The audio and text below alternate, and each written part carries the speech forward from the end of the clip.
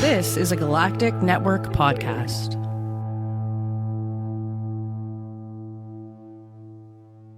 The Podcast of Terror is a great podcast. It's covering movies that are not for children, and thus this podcast is not for children. The hosts are two adults who will use bad words from time to time. They'll also spoil movies if that's not your thing. So if you don't like spoilers and you don't want to hear some dirty language or some dirty references to dirty parts of your body, then please, please, please wash your body parts better and do not listen to this show. If you can handle it, and I hope you can because there's a great podcast coming up, then please proceed with Podcast of Terror. Burn and fire, burn the fire. Burn and fire, burn the fire. I'm good. Just good. How are you doing? I'm fine. Oh, you can't see behind me, but we got like six snow. I think it was like 6 or 8 inches of snow. So that's cool. Well, when everybody's out hoarding for water and essentials, you're just out getting beer. So I have plenty. I think like north of Green Bay, they lost a bunch of power, but yeah, I don't know. It is December. it is. I don't know. It keeps promising rain, but I keep not seeing it. Like 4:00 in the morning, it started raining pretty good. So that's when I went to bed. And woke up at 9 and like I've been just screwing around ever since. But yeah, it's like, it's really weird because I came back to Michigan because I thought I'd get a lot more rain and thunderstorms and stuff. And I'm not seeing what I would expect from that. I guess I should just, I'm enjoying what I have. And at least the weather's kind of like that happy medium for me where it's anywhere between 30 and 50 degrees and dreary, which I love. Erin's freaking out about it. She's like, I don't know how to live like this. I mean, at least like statistically, you should get more of what you're looking for. It is still pretty early. Yeah. The season. The winter weather advisory, they pushed it to 11 p.m. now. No sticks. Well, it was like 3 and then it was 9. Now it's 11 and I just need to make sure I can get out of my driveway. Yeah, I get it. Yeah. Should have seen me before herding chickens because they got out and they couldn't get back in. Well, my dumb ass is like chasing them around the yard. Such is life. How was Thanksgiving? Good. Erin and I actually, last year we didn't do anything. So I think I ate a quesadilla at around 4:00.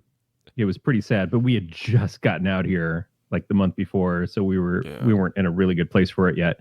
But this year she decided she wanted to make what was her Thanksgiving dinner stuff, but we were going over to my sister's place. So there was probably about 15 people there between all her kids and her boyfriend and some other extended family and my parents. So it was good. She made a lot of food. We had a lot of food. We brought a lot of food home. Mm-hmm. So I've got stuff for turkey sandwiches that I'm still going through. Erin's going to make another round of stuffing tonight because she's delightful. I tried making it's like a sandwich, but you use a waffle iron to make stuffing into a waffle. Mm-hmm. And like we have a thick waffle iron, so I fucked up because it was too much stuffing. But I think if you had a thin one, it would have been really good. But I just put cranberry sauce and turkey on that. Yeah, waffle irons are it's always a crapshoot as to what you're going to get because it depends on what kind of waffles you make and want. Mm-hmm. And I'm very prone to particularities, but we have a waffle iron that we have used maybe twice, and it's not like it's a bad waffle iron. We're just bad at making stuff and doing all that. So I have the same thing with my ice cream maker. I've got a bitchin' kick-ass ice cream maker, and I've used it just a couple of times because it is a pain to make ice cream. But also, it's just like, you just don't do it that often. Yeah. There's Blue Bunny right there at the store. It's really easy to get that. Mm-hmm. I think we got an ice cream maker at some point, and it sits in the shelf. It's never been used. And I agree. It's like anything that I'm going to make someone's doing it way better. It's the same concept with brewing your own beer. Like, why do I need to make a bunch of my own when I can just go buy someone else's that's doing it better? That's true. And with the variety of beers that you get, it does make it a little bit more of the enjoyment. But I feel like you being who you are, you could get something out of it. You could. I mean, I tried. I had all the stuff. It now sits on a shelf in the basement. Yeah. I'm trying to find a friend of mine, like one of my friends that would want to do it, that would appreciate it a little more. Yeah, you got to figure out how to utilize those chickens in beer. Make a chicken. Oh, there you go. Chicken and waffle beer. Chicken and waffle beer. Fairly certain it exists. Probably. I think a place in Chicago made it. I didn't go out of my way to find it, though. For obvious reasons. It sounds terrible. Yeah. It's not the waffle that I think is not good. It's the chicken part. Yeah. I don't know. Jones Sodas did stuff like Thanksgiving dinner in a bottle. Mm-hmm. And it always seems like the idea of the everlasting gobstopper, or it's the gum. It's the gum that Violet chews in Willy Wonka, where it takes you through the whole meal. Yep. Like at a certain point, it's like it stops sounding appetizing. And, I don't want the meal in something that it's not meant to be. It's like Jelly Bellies. I always had a problem with Jelly Bellies because if I want chocolate pudding, I want it as chocolate pudding. I don't want it in a crunchy shelled bean. When pudding gets a shell on it, that's when you throw it away. I mean, you're not wrong. It's a valid point. But pear flavored Jelly Bellies are actually kind of magical. Which ones? The root beer flavor? The pear flavored. Oh, pear flavored. Yeah. It's been a long time since I've had them, but I do remember them being delicious. Well, yeah, we got a load of game one night, and it was just like this giant amount of it. I'm like, oh, that's disgusting. Jelly Bellies, pear flavor, of all things. And I started eating them, and I couldn't put them down. Yeah. And now you're a crack addict. I am a crack addict. Ooh, that took a dark turn. Sorry. I would be so much thinner. You'd have less teeth, too, and you'd probably have 100% less job. Yeah. Like I think you're fine where you're at. So, weed's legal in Michigan, I guess, as of today. I saw your thing. Yeah, I will in let Ann you Arbor, tell the story, but yeah, there's tons of people that are standing outside in line for their legal weed, which is great. You know, I'm all for it. I don't partake in it, but I believe in the fact that there's no reason why it should be illegal in comparison to so many other things that are out there. I have no problem with it. I definitely like it for the medical aspects of it. Mm-hmm. But it also seems like, man, going around and standing in line does not seem something that you would get a lot of weed people to do. Yeah, I mean, I was kind of surprised to see so many people standing in line for that, especially right after Black Friday. But yeah. Yes. Did you do any Black Friday shopping? No. Me either. Nope. I bought some stuff on Amazon before Thanksgiving, and that was it. I didn't leave my house. I shouldn't say that. There's a beer that comes out on Black Friday. I went down the street and got that. That was it. So I think I left my house for an hour. Not the worst. Yeah, I ordered some stuff on Amazon, but it was just stuff that I would normally have ordered on Amazon. Oh. It wasn't I've got to go shop all these deals thing. Every time those mailers show up, I'm just, eh. Yeah, Alyssa reads them every year at my parents', and I think it's just for fun. But there's really nothing. Like, I thought about Amazon has like a 32-inch TV for $100, but it's a Fire TV, and I'm kind of all in on Roku, so I feel like... Yeah, I don't want to make that jump. Yeah, it's like... Yeah. Hi, Beatmaster. Yeah, I don't want to, like, start fucking with that because we have so much Roku, and then just to save $20 to get a Fire TV. Not worth it. Besides, Cyber Monday is tomorrow. There is that. Yeah, I mean, I should mention that, like, our bedroom TV, the Wi-Fi keeps dropping on it, so I am looking. So it's not like I'm just buying a TV to buy a TV. Right. But still, I don't know. Now, that's the thing is instinctually my body still says, oh, there's deals on electronics. You need to go get all of that. Yep. And I need to, like, realize and just adjust to, fuck no, I don't. I got a Google... one of those Google Home speakers, the little teeny ones, the like $50 ones that are now going for $20 everywhere. Yeah. Because it came free if you did a Spotify subscription, and I was like, well, I was having some bad luck with Google Play Music. Mine's sitting in my closet. Yeah. Never used it. No, I like it because I use this JBL little portable Bluetooth speaker in the shower all the time, and Erin keeps stealing it to use in the kitchen. Mm-hmm. And I'm like, well, if I get her this speaker, then she can use that instead. But she decided she doesn't want to, just wants to keep stealing my JBL, which is okay. It all that matters is that one is one place and another's another place, so I'm not looking for my speaker and having to die in the middle of a podcast when I'm taking a shower in the morning. But the little Nest speakers, you can get a battery pack for them for like $10 or $15 off of Amazon, and then have it be able to travel room to room. And it's cool. It's nice to be able to just say, hey, Google, play this thing. But then it just doesn't do much beyond that. There's like, so I looked at the ones with the screens built in, because I keep seeing the advertisements for the Food TV app. Yeah. Where you get to take the cooking classes and stuff. Again, something I'd never use, but I really kind of want it. It's like I have instant access to Alton Brown. Hell yeah, I'm on that. Yeah, we got, I say we very broadly because it was 100% me, but it's a Ring doorbell and then an Echo Show was like $130.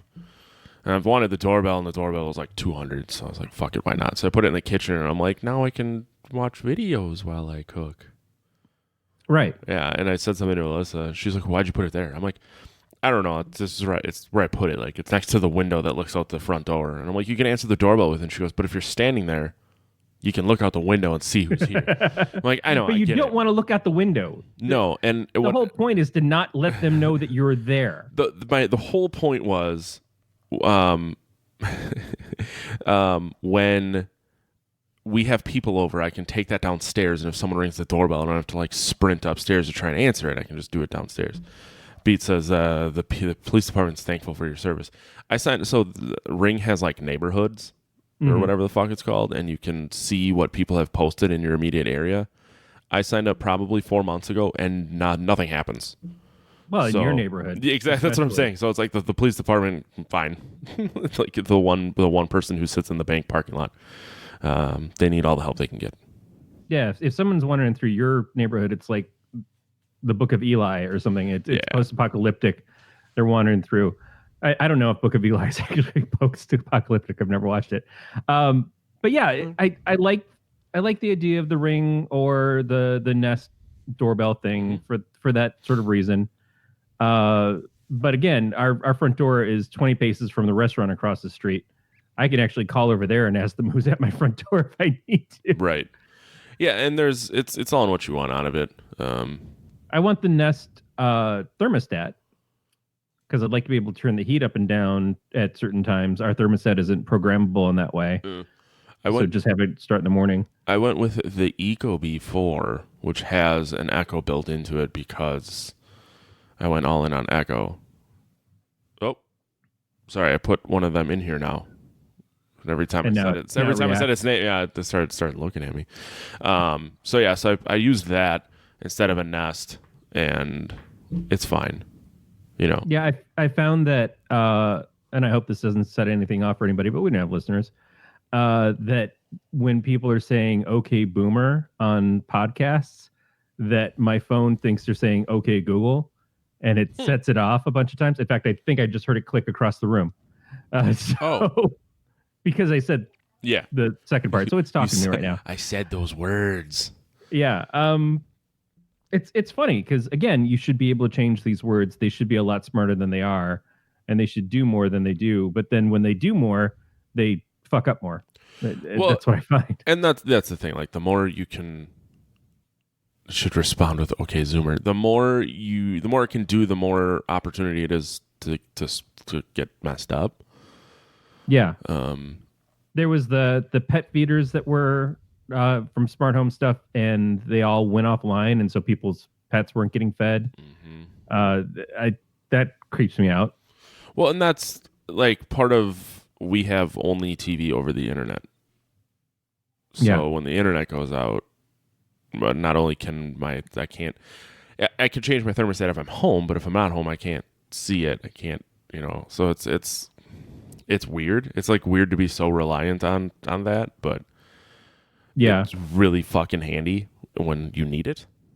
exactly. It's this sort of we've put ourselves into a worse place than we were before. It used to be the power could go out, but your phone still worked, or you still had gas and things. And it's like, oh well, shit, everything's out. And you used to have an antenna so you could watch TV or listen to the radio, and no, we don't have that anymore either. Right. We've really gone all in on this one system to do everything, and when it's gone, it's fucking gone. Then, like, and I'm gonna say the term "what's nice about it" very loosely, but like when our power and internet and everything went out back in the summer, the local news channel was live streaming on Facebook. So even though I had no internet and no power, I had a phone that used cellular data, and I could still see what the fuck was going on. Yeah. Granted. But in California, when they were having the fires recently, it was knocking down everything, including cell networks. And that's the thing. Like, you may run into a situation where it is so bad that even those go down, and then you kind of are fucked. But you can't plan for everything. No, well, I mean, you can. That's just it. You absolutely can. We just don't. We're trying to shove more eggs into giant baskets and still have the same 3 or 4 companies run everything, so that any one of them can become the target or fuck up of their own accord.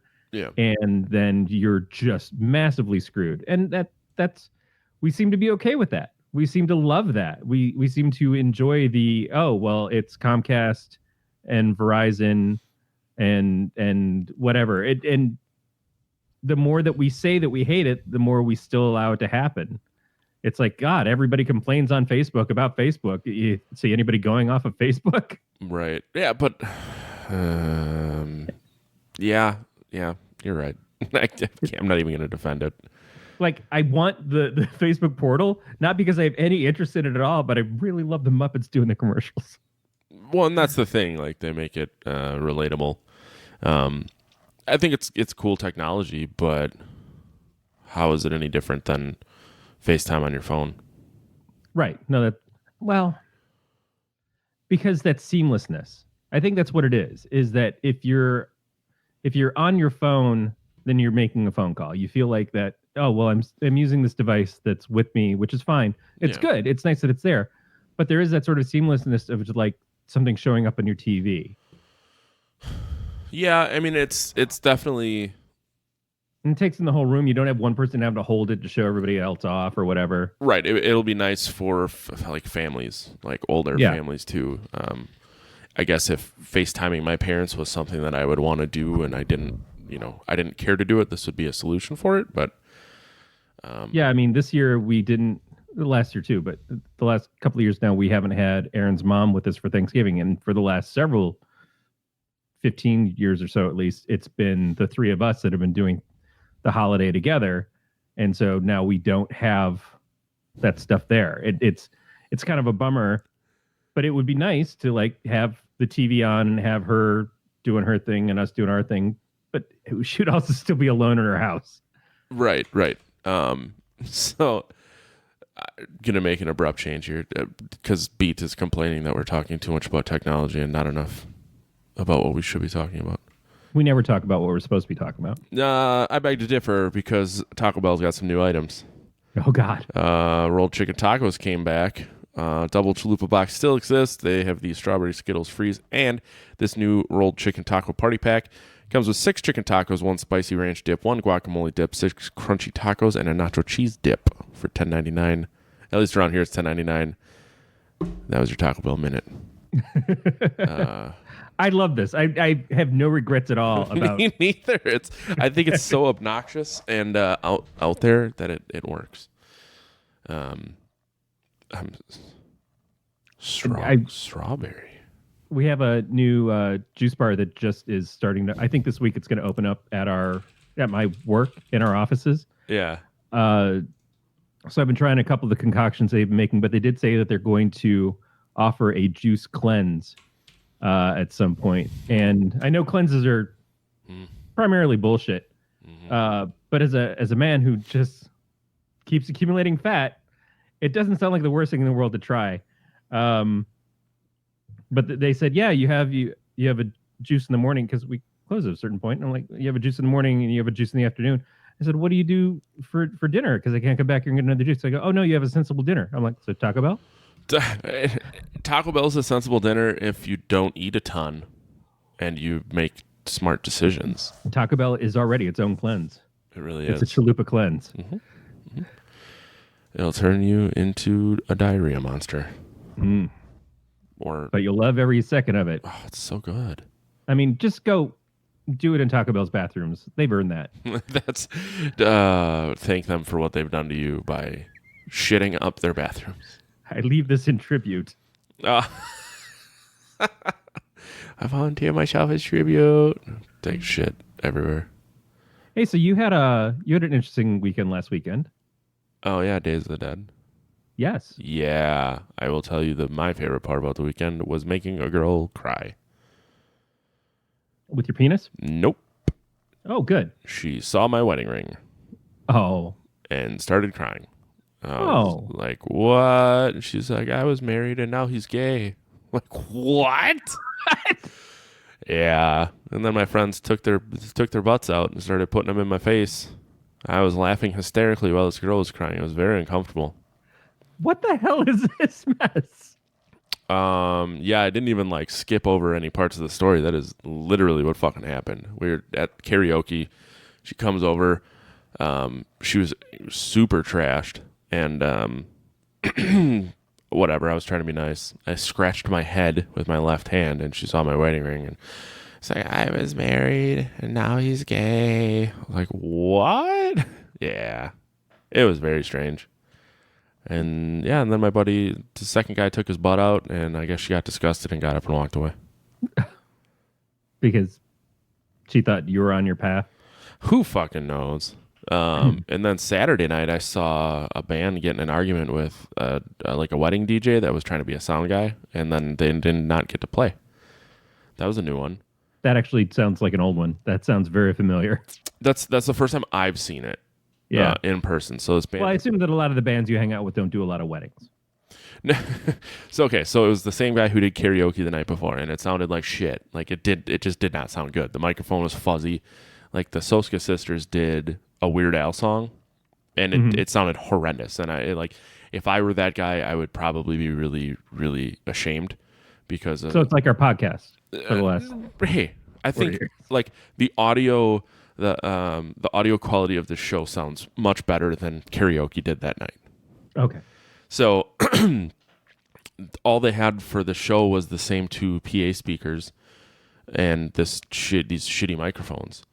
So the first band plays and no one can hear. Second band sets up and the guy's doing a sound check and he's just saying this sounds like shit into the mic.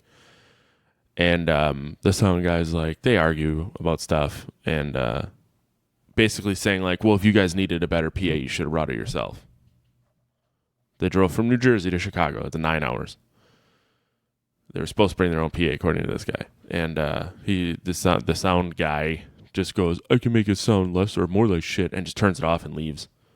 Wow. And I felt really bad for him, but I guess they sold like a record amount of merch that night, and then the convention still paid them. And then people took up a collection and give them more money because no one knew if they were actually getting paid at that point. Wow. But yeah, they're super fucking nice. It was a band called the Jasons. It's a pop punk band where they all dress up like different Jasons. Okay. So the singer is Jason 5. The drummer was 8. There was 3 in there, and I want to say 4. There's another one too. Because the Jasons could easily be like a Nickelodeon show. Mm-hmm. Yeah. And in fact, Jason 1, 2, 3, 4, 5 sounds perfectly Nickelodeon. Mm-hmm. Yeah, but I mean, they were super nice. We talked to them for a little bit. Yeah, And you met a couple of people that I know you were going specifically to meet. Yeah, the Soska sisters that I mentioned. Probably 2 of the nicer people I've ever met in my life. Like they wouldn't stop talking to me. They did this to everyone. Like there was a couple people in line in front of me, and they were so friendly. I'm like, oh, they must see these people all the time. And then it was my turn, and then they just like wanted to sit and talk about whatever. And then at one point, I said, there's a there's a line like you really need to talk to these other people too. And one, I can't remember who I was drinking, but she kept giving me hugs, and she goes, "Yeah, you're supposed to have like 12 hugs a day." And then I was like, "Yeah." And I said, "You give really good hugs." She's like, "Yeah, some people like half hug," and she half hugged me, and she goes, "I feel bad. I got to give you another good one." I was like, "Wow, like fucking wow," which is funny because the movie that we watched today. Yes. But yeah, and then I went from that line to Danielle Harris's line. I didn't realize she's like 4'11". Yeah. Yeah. She's a teeny. Yeah. Really tiny. She was nice. She didn't say a whole lot. Edward Furlong was another guy I met. He was a difficult guy to talk to, like have a conversation. Just didn't really seem like he was into it. Also kind of he was a small guy too. But we kept seeing him around, trying to get him to hang out, and he never wanted to. Saw Richard Dreyfuss. Didn't get a picture with him. Derek Mears, who was the Predator and Jason in the remake. Mm-hmm. Felissa Ross? From Sleepaway Camp. Yeah. Is it Ross or Rose? I believe it's Rose. Okay. I can never remember, and I'm just too lazy to look it up. She liked to party a lot. That was about it. You had a good time. Yeah, I have a shitload of fun with those guys. I had a really bad headache all day Saturday, so I went to bed at like midnight, and then just woke up at 6 and went home. Like I got home at 10:30 Sunday morning. And Yeah. It's over a 3-hour drive. 3-hour drive is, man, that's feels like almost nothing to me at this point. Same here. It's 40 minutes longer than for me to go to band practice. Right. So it's like it's not a big deal. It was still though I just had to get home so I could do shit, make up. I love going away for the weekend, but I hate going away because then I feel like I have to smash a weekend into one day. Right. But yeah, I've had 4 days off with this holiday and everything, and it's just the first day is Thanksgiving, so fuck all. It's screwed as it is, and then the next day is the recovery from Thanksgiving. Yeah. And then Saturday, it's like, well, I haven't had a weekend yet, so I need to have Saturday, and then it's Sunday, and you're like, whew, gotta go back to work tomorrow. I need to take care of Sunday.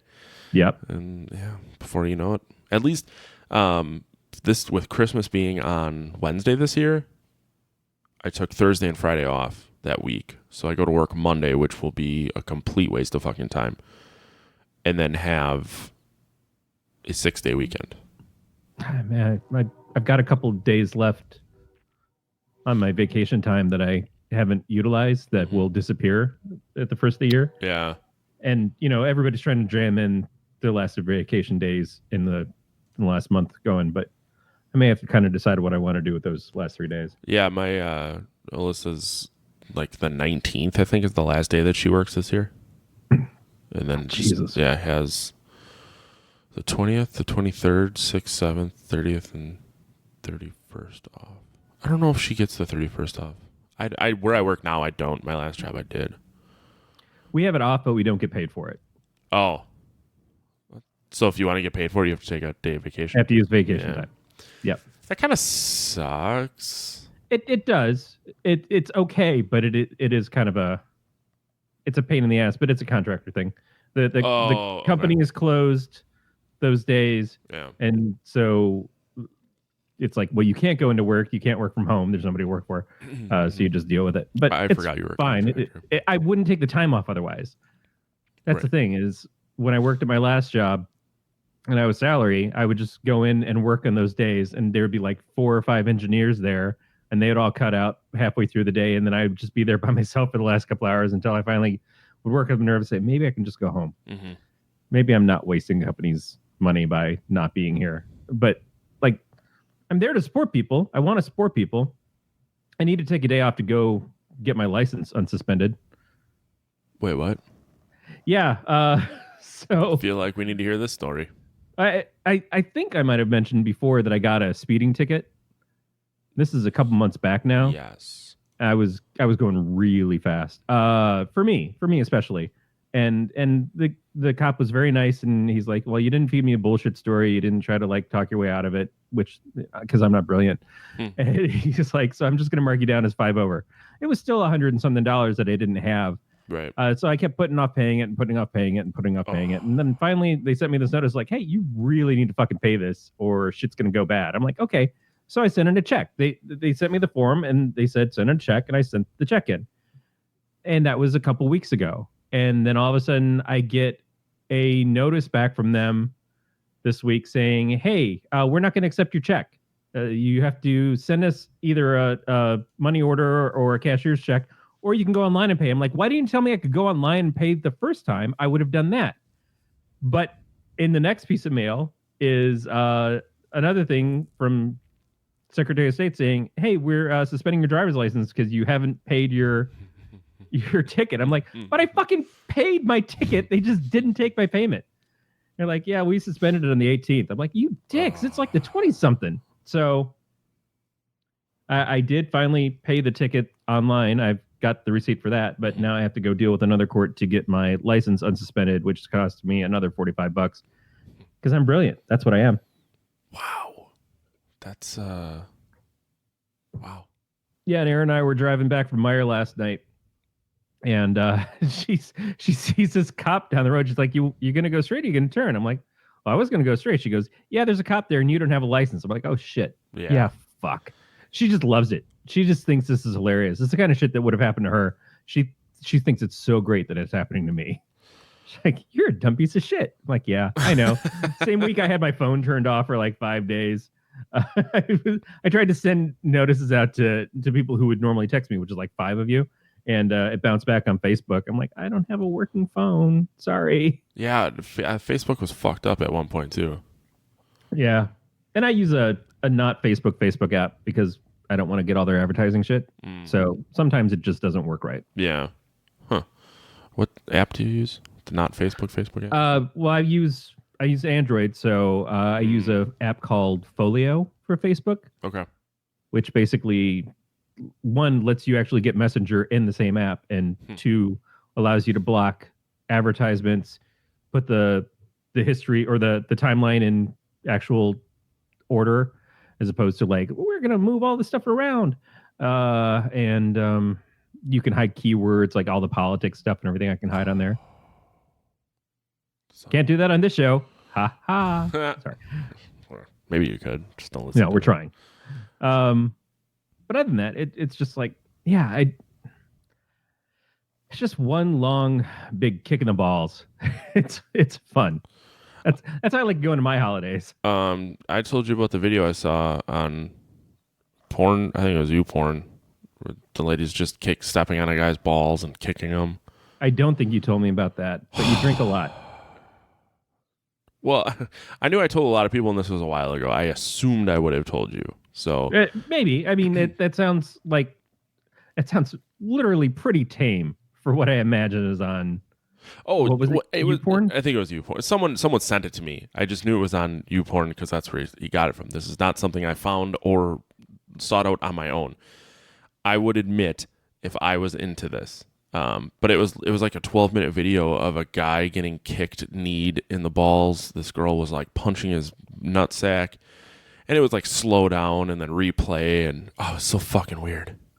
I guess it's the opposite end of the choking and spitting and peeing on women that goes in those videos, like all that stuff. Just, man, I think I said something to Nate the other day where he posted something about like when the girl you follow on Pornhub suddenly does these other 2 things, and I didn't know what those other 2 things were.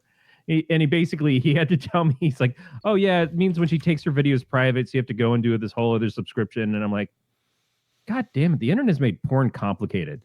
Like, isn't that weird? It's just like an abundance of free pornography on the internet, but there's like, here's this hoop and here's this hoop, and also we're suspending your porn license, I guess would probably happen to me. I don't know. But I did want to say that kind of leads into some of the stuff from this movie that we watched, which we never posted on Facebook what we were going to watch. We cut it for anybody who actually gives a shit. we figured out what we were going to do yesterday, which is what's been happening more and more. It's like, hey, are we going to do a show this weekend? I guess, sure. What do you want to watch? Oh, that's a good question. Let's figure this out. And then we choose something, usually because of convenience. But I think in this case, it was also because you just went to the show and met the Soska sisters. Yeah, so a lot of people had been talking about. I had never heard of this movie. I definitely heard of this movie. I think I'd seen the picture for it for a while, but it wasn't one of those things that was. I didn't see it around a lot, and I just hadn't paid much attention to what it was. If I'd realized it was them, especially after we had done Dead Hooker in the Trunk, I probably would have sought it out. And then I also, as I was reading more about the other stuff they've done, I didn't know they did See No Evil 2, the one with Kane and Danielle Harris. I didn't know that. Yeah, so they did that for the WWE. So they did the sequel. They didn't do the first one, but it has Danielle Harris, Catherine Isabel, who's in this, Kane. So it's like everything that you love. Yes. Boobs. But this American Mary is the movie that we're talking about, and it also seems like a lot of what you love. I'm curious what you mean by that. I have like one really big problem with this movie, but I don't want to jump the gun. Well, so avid listeners will remember way back when that you had a favorite movie when we started doing the show. Santa's Sleigh? Nope. The other one. I don't. The one starring Dee Snider. Oh, Strangeland. Yeah. Yeah. I see what you're saying. Yeah, I guess. I mean, it bears similarities, but not really. So this is a body modification horror movie. Kind of. Yeah, it's weird because the body modification is not the horrific part. No. There is the torture with body mods that happens. As a result of a rape. Which was I think, as usual, weird. not surprised, the most horrifying part of the movie for me. Yeah, it was a little weird. So, okay, backing up, the American Mary is about this girl, Mary Mason, who is in med school and is broke as fuck and starts looking on the internet for like job ads. She takes a job that promises $1,000 cash. I remember seeing the listing, but I don't remember specifically what it was for. I think at the $1,000 a night, she knew pretty much it was going to be stripping. Okay, so she winds up in a strip bar, and she goes there dressed to strip, show off. Yeah, and then someone comes in, and then the guy that she's talking to leaves and comes back and goes, "Hey, I'll give you $5,000 cash," because on her resume it said that she was in med school to be a surgeon. Yep. Yeah, and then the guy needed some back alley surgery done. From there, she meets Beatrice, who is heavily involved in the underworld body modification scene because she wanted to look like Betty Boop. And what the fuck did she do for her? Oh, no. So Beatrice found Mary through people, and Beatrice had a friend who wanted her areola and vagina removed, basically. She wanted to become a human doll. Yeah. And because she says, and this is something that I did want to kind of argue with just a little bit, and maybe it's a time thing, but she's like, well, you notice how people don't sexualize dolls. I'm like, girl, there is like a whole thing they're about sex dolls. real dolls. That seemed like a really weird thing because of the existence of real dolls. I feel like that's where a lot of people get their first sexualization is from playing with dolls. Yeah, so Mary gets $12,000 cash to do that. Kind of decides she's never going to do it again. And then gets invited to the surgeon's party. Yeah. So one of the surgeons is like, oh, well, you have all this new stuff and all this money. You should come to this party, where she's very obviously drugged instantly. Mm-hmm. And then the surgeon that she has a crush on rapes her and videotapes it. And I don't even know if she has a crush on him. It was just that he was her like main focus in school, and like he was the one who's really kind of preening her. Yeah.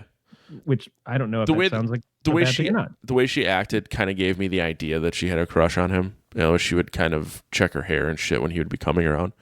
And yes, Levi, mannequins count as dolls. They're just different. They're a different kind of doll. What size? Yeah. So Mary unfortunately gets raped. And then asks the strip club owner from earlier to kidnap this guy.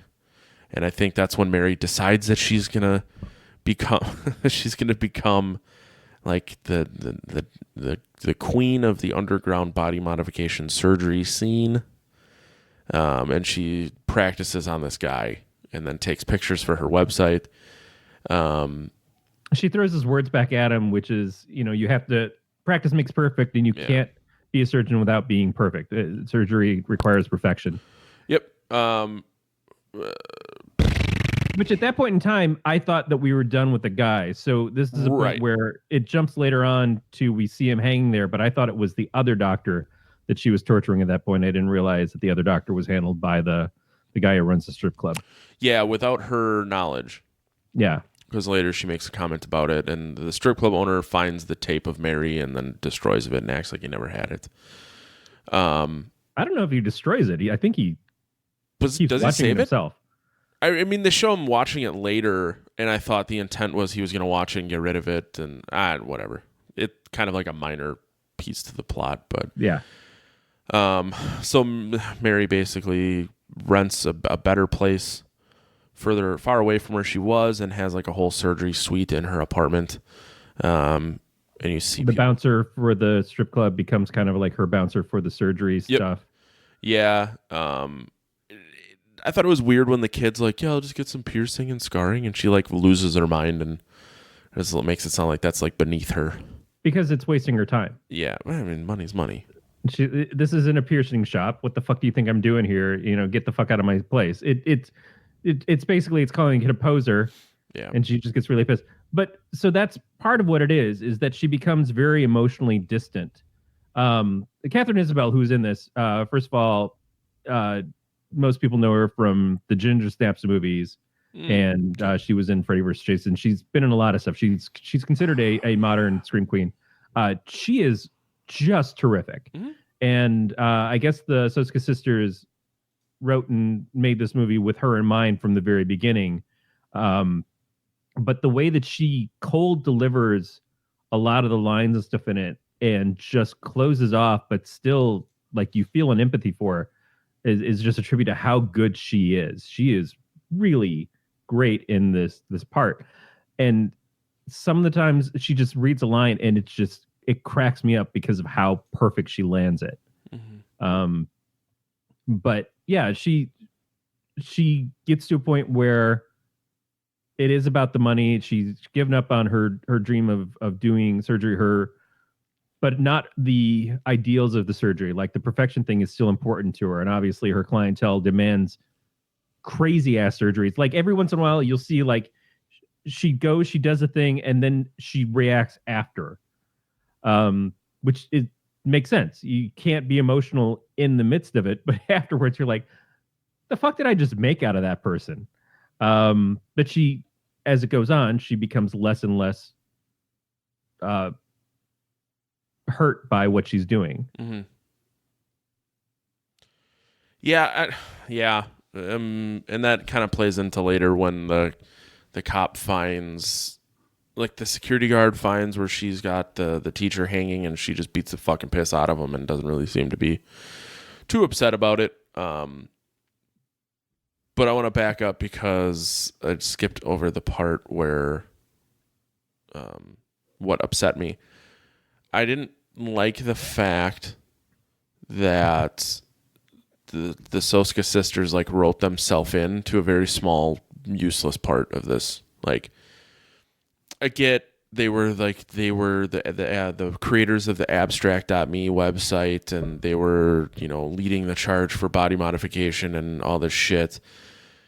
And it was like the pinnacle of body modification where she was going to, sever and then reattach their arms to each other and do all this other shit. But they're in the movie for 5 minutes, 10 minutes. Yeah. and then never come back. And I'm like, you could have just taken that out and it wouldn't have made a fucking difference. Well, I wish we could have seen the whole modification to them. That's what I'm saying. Mostly So see them on the table and everything. yeah, if you really wanted to have it in there, at least show like the end product and show like, holy shit, yeah, this fucking happened. But one of the things about this movie is that they were still trying to shop around Dead Hooker in a Trunk, and they were struggling to get that out there. So it was in talking to Eli Roth, who they thank in this movie. He said, well, you got to go on and work on your next script. He's like, get me your next script and show me what you're doing to follow up Dead Hooker in a Trunk. And so they wrote this. And a lot of what this is their reaction to how they were being treated by men in Hollywood and by men in positions of power and stuff like that. Anyways, that was a lot of the inspiration behind the story. But while doing this, they didn't have the money to really produce it. So their parents mortgaged their house to pay for it. So their parents also have cameos in the movie. So there wasn't a lot in the way of the budget for doing probably those extra things. A lot of the body mod stuff that we saw, it was all practical effects, but there were people who came in that just literally were people who had that stuff done. Yeah. So it gives it an authenticity, which I think weighs out better. But yeah, it would have been nice to see what the final product was. We barely get to see anything on the sketch that she has to show what it is they want her to do. But the cutting off the arms itself was pretty severe. Mm-hmm. No, I agree. And it was like, I didn't hate it, but I also was like, it could have not been there and it would have been fine too. It's kind of like Stephen King showing up in his movies, you know, where it's unnecessary. He's not the greatest actor in the world, but you kind of love seeing him in it. The Sosa sisters show up in all of their stuff, I guess.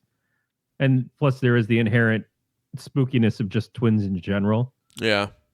You've got a couple of hot, creepy twin girls. The accents were real bad too. They weren't fantastic. No. But they were there. But it's nice to see them. It's nice to have them in it. I was not upset that they were in it. I just wish that the parts that they played would have made a little more sense.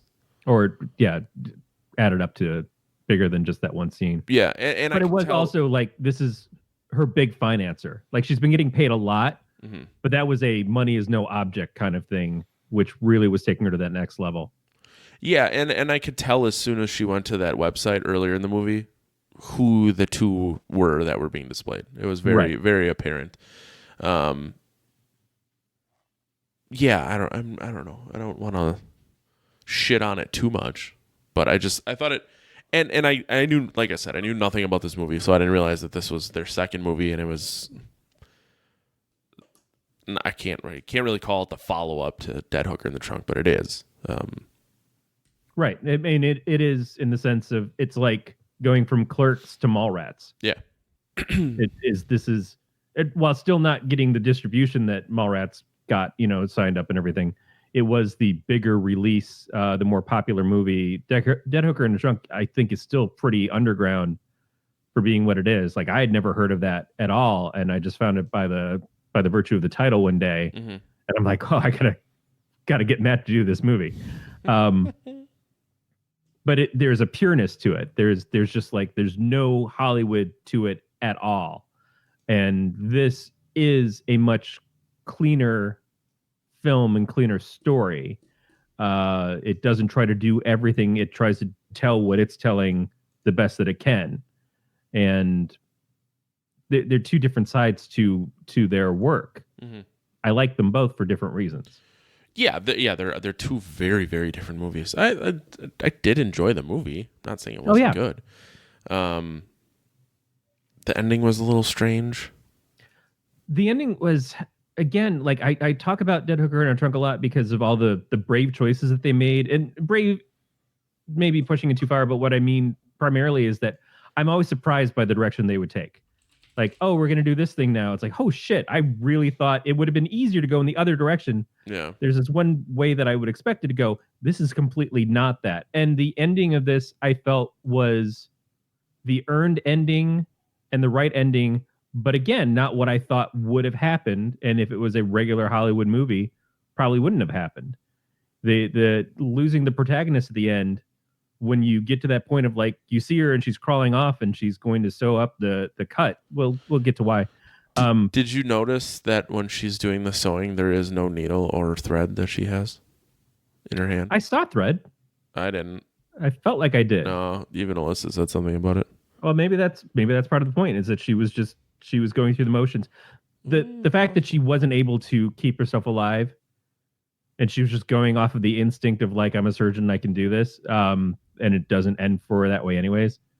Maybe that's part of it. And I felt at times the way that she acted and the way that she reacted to things, and some of the dream sequences that the strip club guy had about her. Yeah.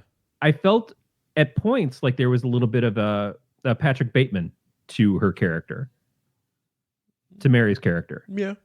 And I think this would go really well as not the same type of movie, but as a double feature with American Psycho.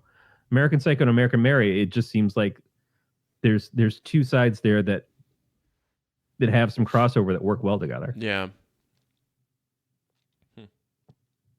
But he ultimately gets away with it, or gets trapped into the things of his own mind.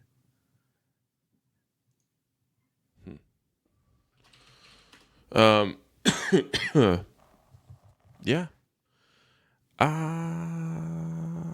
What else happens?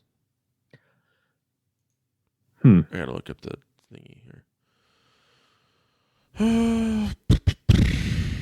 There's the whole cop approaching her thing, which the cop keeps coming up and saying, "Hey, your teacher's missing," and she's like, "Oh, I just quit school, so I didn't have any idea." And then later on, he gets information from the other surgeon who had the party, who said, "Oh yeah, he used to rape girls and take videos and stuff like that." It's like, dude, that was your party. Like, how much information are you giving the cops, and why are you not in jail yourself? That's kind of a crazy thing right there, is like, oh, well, because he's missing, I'm going to give you all this info. It's like, yeah, but motherfucker, you were a part of this. You were fucking headlining that shit. And then a little creepy Asian guy who's just like way too geeked out in the party. Like, that party was fucked up from door one. Just open up, and like, there's one other girl there, but by the time they find the girl who's like up on the counter and everybody's masturbating over her, she was already drugged. So yeah, it felt a little tame in how it plays out. Again, that might be budgetary, but it was still creepy as fuck. It was just gross. Gross. But I think that the whole point is they were trying to depict the fact that this was not like a wholesome party and something bad was about to happen. Right. No, I get that. I agree. Like, they could have gone more overboard. At the same time, the fact that she woke up the next morning at all, and the guy just thinks that he's getting away with it, that's itself pretty bad. But realistic. Unfortunately, very realistic. It's like, it's her word against ours. Mm-hmm. Yeah, it happens more often than I'd like to admit. But she makes a comment to him like, "You probably thought I was going into prostitution, going into sex work because of the fact that I suddenly had money and was leaving the school and all that stuff." And she's like, "That's not what I'm doing. This is what I'm doing." She's talking to his amputee body hanging from hooks in his back. Man, it is a rape revenge story on top of everything else, which is not my favorite, one of my least favorite genres. Aaron and I were talking about I Spit on Your Grave recently, and I guess she's only seen the recent ones. I had seen the original in the 80s. I never want to rewatch that shit. At least there was more to the story than that, but it's always a difficult part. I was just watching Needful Things downstairs, which I'd never watched before, and there's a scene where someone kills someone else's dog. I'm like, shit, I wasn't expecting that from this movie. It always looked kind of funny to me. Yeah. That's kind of stuff that I always have a problem with. But that's why it's grotesque horror. Yeah. No, I agree. It's a visceral feeling. So the detective keeps coming to see her. and he's like, I'm sure something's going on. I think you're the victim of it. You know, I want to help you. Yeah. And it almost seems like she considers it for a second, then she just moves along. But the other part of it is that a lot of her humanity, as it starts to slip away from her doing this work, the only touch she has to back to who she was is her grandmother, who she always talks to on the phone and has been kind of like helping her with school and stuff, not financially, but doing what she can, is always kind of looking out for her. And then she keeps ignoring calls. That's another theme throughout this, is she keeps ignoring the messages from people that she needs to be taking. Mm-hmm. And she finally picks up the phone when her grandmother calls her, and her grandmother has passed away. And that is sort of the last vestige of who she was, kind of strips off from her. And then we get a weird jealousy thing with her and the strip club owner, which I didn't quite understand. Because we've seen he's obsessing over her, but he never really moves on it until the very second to last scene. But we never see that she's actually interested in him. But then after her grandmother passes away, she goes into the strip club and she walks in the back room where he's at, and some other girl that works there is giving him oral sex. Mm-hmm. And he kind of like freaks out about it and sends her off after he finishes. Like he's like, give me a second. But she gets pissed and follows the girl into the bathroom and basically sets up like she's going to kill her, and only stops when she sees the cameras watching her. And then she lets her go, and she goes outside where she's kind of stumbling off, and she's like, yeah, you know, you're just wrong place, wrong time, wrong dick in your mouth, which is a fantastic line. Mm-hmm. But I didn't quite understand her motivation for that when I hadn't seen her show an interest in him relationship-wise. Like, it set her off, and I wasn't prepared for that moment. But again, it shows, like, she's not above just fucking killing people at this point. She's lost all shreds of her humanity by then. Yeah, I didn't really think about any of that. Yeah. But yeah. If you take the context of the woman that she turns into a doll who doesn't want to appear human anymore, although she has a boyfriend and has emotions. A husband, apparently, too. Yeah, which is weird. Yeah. That person, like, is the opposite. Like, Mary's got all of her personhood as far as physicality, mm-hmm. but she loses her humanity and becomes non-human. She becomes demonic on the inside while she's making people look primarily demonic on the outside. Which I don't know if that's a counterpoint to what the character is supposed to be in this film or not, but that's kind of how I saw it. I just don't know. So finally, the woman that she turned into a doll, her boyfriend, I guess, finally sees her, and he's all excited. He's like, "Hey, babe, how's it going? Hey, where'd your nipples go? What the fuck?" Yeah, it's fucking weird. Really weird. Like, and again, I don't know. We didn't get enough into their relationship to understand why that was the way that it was. Mm-hmm. Like, she seemed like she was happy to see him when he comes walking up, and then she shows him that she's removed all of her sexuality which is not really what has happened, but she's had her nipples removed to make herself look like a doll. She's had her vagina basically covered up, sewn up, so that she's just got doll parts. Yeah. And he flips the fuck out. We don't see really what he does with her, but he goes after the friend that introduced her to Mary, the Betty Boop woman who's trying to call Mary, as Mary's, again, not picking up the phone. Mm-hmm. She's got her own shit on her head. And basically she's apologizing to Mary because the guy's coming after her. And then as soon as Mary realizes what's going on, the guy is there in her place and he's stabbing her. I didn't quite see what happened to how she fought him off, but she did fight him off pretty quick because of who she is. She knows the parts to nick with a knife really fast to take somebody down. But that was what leads to her crawling into the room to try to sew up her wound and ultimately dying. And you see at the end, the detective and a bunch of other cops have come in. She's kept records, the photos and stuff she took of the doctor that she had amputated and killed. So they're seeing all this horrific stuff she did, but for the cop, it's still like, what a waste that, he still sees her as the victim and she's lying there dead on the floor and there's no way to save her. And that's where it ends. So it's a very defeatist ending, which, like I said earlier, I think it's interesting and brave that that's the ending that they put onto it. Is that what the audience would want?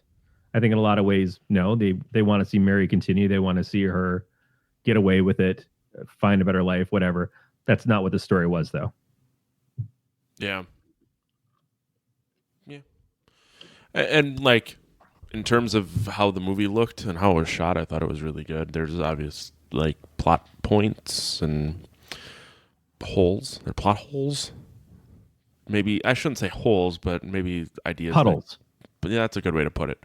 If they were more fully fleshed out, it probably would have gone a lot better. And to be perfectly honest, all of that could have been written and it could have been cut out of the movie for whatever reason. Yeah. So, or like we said, not able to be done with the budget that they had. Yep. But you can see a very different, if you've watched Dead Hooker in a Trunk and then this, you can see the level of professionalism of what a Hollywood movie would look like. This definitely hits that more than Dead Hooker in a Trunk would. Which is, again, not to say the Dead Hooker in a Trunk isn't a fantastic movie. It surely is. Mm-hmm. But it's just got that rawness to it that I think is very exciting to me. And this feels more polished. And it shows that they're capable of doing more than one thing. But that's what happened with people like Robert Rodriguez and a bunch of other people who are independent filmmakers who suddenly get more popular in Hollywood and get to that next level. Is you see the growth, you see the opportunities there when they have a budget and the things that they can work with, and the experience. It's only their second film. That's a good point. They do have that new one coming out that I'm curious about. Rabid. The Cronenberg remake. Yeah. Which I guess came out. Really? I think it was out probably in October. But limited release. Like a lot of horror movies. I've seen people review it and stuff, and I think that the release, from what I had read, was earlier in the fall. Apparently it came out August 26th. Yeah. But they're the first people to remake a Cronenberg film. I think with his blessing at that. So that should be interesting to see. Yeah. And I don't know if they won or not, but they were up for an adult video award. What? I knew you would know this. So they worked with Axel Braun, the guy who keeps doing all the superhero parody porn videos. Yeah. I've years ago, I definitely saw the Batman TV series porn parody that he had done, which was like, aside from all the porn stuff, and I think there was a way to watch it where you could watch it without the porno and just watch it as like a much shorter movie. Was really amazing. Like the outfits and everything are really cool. The character actors they got for it, who are porn actors.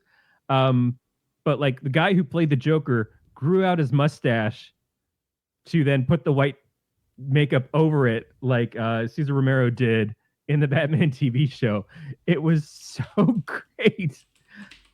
And it was a porno. But so he did a porn parody of Deadpool, and the Soska sisters did some writing for it, I think, is what I remember. They had posted about it, I want to say last year or so, on their Instagram, and I think I remember them going to the Adult Video Awards for it. What's interesting about that is that they've actually written the character of Deadpool, among others, for Marvel Comics. They've written a few Marvel comics, and they've got a Scarlet. No, I'm sorry, a Black Widow comic that they just put the collection out of recently. So working for Marvel and getting to work on the Marvel porn parody, I think is just amazing. Fuck yeah. But between that and they working for WWE and that kind of stuff, they're really fucking cool. And they had that show on the Game Show Network, Elevator. the Elevator. Yep. I remember enjoying that. I did like that show a lot. Yeah, it's kind of uncanny, the stuff that they've done, which seems like it's a big deal. But if it was a guy director like J.J. Abrams is writing Marvel comics with his kid now, I don't know that J.J. Abrams is doing any pornography, but it probably would have a lot of lens flare, probably because of the cum shots. It just like, it wouldn't be that big of a deal if it was a dude, but the fact that it's them seems like it's a bigger deal, which is part of the problem. But it just shows how cool they are. They really are awesome. Agreed. I want to see the See No Evil 2 that they did. Yeah, I want to see that too. That's got to go on our list. Okay. Do you want to rate this? Yeah. Maybe not. It's not a Mary for me, which is too bad because that would have worked out perfectly for the name. It's definitely a fuck. I appreciate it more than I loved it. If that makes sense. Yeah, I would fuck it more than once. Yeah. Does that work? Yeah, I would put it in rotation. It would be my 2 a.m. Hey baby, you up call. It's definitely, for me, I think it's the parts are better than the sum. Yeah. I didn't know if you were going to say more, but yeah, I can totally agree with that. It was pretty good for a second movie. Yeah, I mean, it's pretty good for a third, fifth, 10th movie. Well, and that's what I'm saying. Like it could have been a whole lot worse for their second movie, especially with I didn't really care for Dead Hooker in a Trunk. So to go from that to that to this was a pretty big step. Yeah. So awesome. Well, what do you want to push this week? I gotta go snowblow, so Yeah, gotta wrap sorry. this up now. Nothing. Well, did I talk about Aquila last time we were on? I think it had just started. So two dear friends of the show, JF DeBow and Amy Frost, started doing a new podcast. It's a story that JF is writing and Amy is doing all the audio and producing and everything else. I think they're on their 5th episode now. So you can get in and catch up really quick, but also get a good meaty amount of stuff to download. But it's a horror themed story that also has a lot to do with cooking. Yeah, I saw he had sent out an email. I need to listen to that. I definitely, I mean, it's them. I would always recommend it because it's them, and I love both of them. But it's really good. Amy won America's Next Top Podcaster. Mm-hmm. There's a reason for that. Mm-hmm. She's really incredible, and JF is a fantastic storyteller. And when they work together, they usually can bring out the best with each other. Yeah, absolutely. Also, Slasher is like fucking blowing up for me. Oh, really? Did you join? I think I did. I opened it and I couldn't really figure out what the fuck to do. So yeah, there's a lot of if you're looking for a horror community to hang out with and you don't want to get dicked around by Facebook and Instagram and all the stuff that they would rather not let people post and shadow ban you for, Slasher's it seems to be a free for all at this point. But there's a lot of cool people in there. I know Anthony's on there, and Horror Geek Life has got representation on there. It's still not like it's not at a level of where you're going to get a ton of activity, but the people that you meet there, because you're starting out when they're starting out, you can kind of make it your own thing. Yeah, I'll be curious to see where that kind of goes. with it being in its infancy, it can only get better. Are you Matt the lifeguard there? Oh, probably. Probably. Or nah, it might be Infant Stomper. I'm not even sure. Might be what? Infant Stomper? Infant. Yeah. I did not know that alias of yours. It's a song title. So I don't even know if I don't even have it anymore. I'll have to figure that out. But yeah. Yeah. What about you? What have you got going on? Other than blowing snow?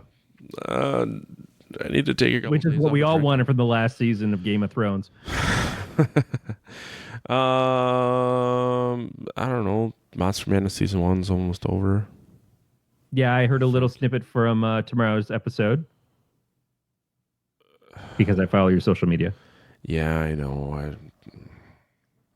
Sometimes I say dumb stuff and it ends up on the internet. That's the only way you wind up on the internet. Yeah, no, it's like And that's why we love you, Matt. yeah, no, I think then season 2 starts like right after the first of the year. But I don't know. I need Matt to not be in different countries all the time so we can do more Cast and the Furious. Yeah. But he's going to Costa Rica to do ayahuasca for New Year's, so yeah. Tasty. Yeah. He's got an interesting life. Yeah, other than that. And then we had another movie that we had kind of decided not to do this week, but we almost did. Did you want to do that for Just next do it week? next week, yeah. Yeah, because Randy was over last night and I was telling him about it. He goes, "You gotta fucking watch that movie." So let's do Haunt next week. All right. Have you seen it yet? Nope. All right. So I'll wait to watch it. I'd watched it a couple weeks ago and recommended it to you, and then you forgot. I knew multiple people had told me, and Randy kept telling me. That's the only reason I remembered he did. Yeah. I just forgot that you were the other one. Jesus. No, that's fine. But yeah, we can. You forget about me all the time. I don't forget about you ever. So next week, or next episode, Yeah. Well, we will be doing next. Haunt. I should be good next Sunday. Good. God damn it. It's Haunt 2019. I know that they, at least up until a couple of weeks ago, it was available on Shudder. So if anybody has a Shudder subscription, wants to check that out, Shudder's got a lot of movies that I like. A lot of stuff that I had never seen before that is recent that is coming up to the plate. So I want to check more of that stuff out. But I wanted to check out Screambox, which is another horror movie themed streaming service. I think it's $5 a month.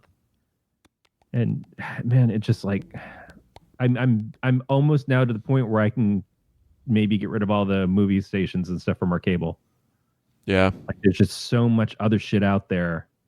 And since all Erin wants to do is watch horror movies all day, except for HGTV, she keeps saying like, "Oh, we're gonna go in the bedroom and watch HGTV together," which you'd think is a euphemism. It's not. No. But like that's become our thing. So HGTV and Food Network are all I need, and then all these fucking streaming services. Yeah, next week Haunt. Yeah. Sorry. I started looking at the Screenbox stuff and I need to stop so I can blow snow. Yes. Yeah. That's not a euphemism. I literally need to go remove snow from my driveway so I can leave tomorrow. Yeah. But the nice feeling is then you'll get up tomorrow and there'll be more snow. double check real quick. I thought it was done. That's why I decided to do it tonight. No, you're probably right. I mean, if you looked already.